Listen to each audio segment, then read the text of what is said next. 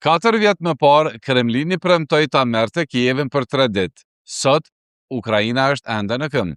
Në përvjetoren e 4 të pushtimit rus, presidenti Volodymyr Zelensky publikoi pamje nga bunkeri i tij në rrugën Bankova. Vendi nga ku në ditët e para të luftës telefononte liderët botëror për armë dhe mbështetje.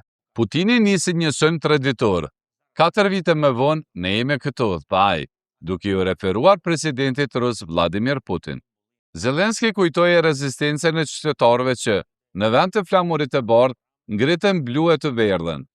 Radhët në qendrat e rekrutimit, civilët që ndalën kolonat ushtarake me duar bosh. Ai përmendi mizorit në Buqa, Irpin dhe Mariupol, varrezat masive, goditjen ndaj ndërtesave të banimit dhe spitaleve.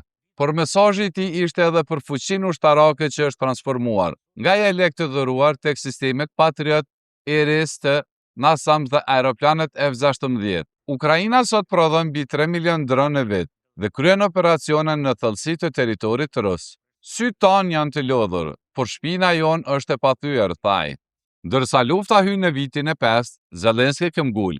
Putini nuk e the Ukrainën dhe peteja për pavarësi vazhdon.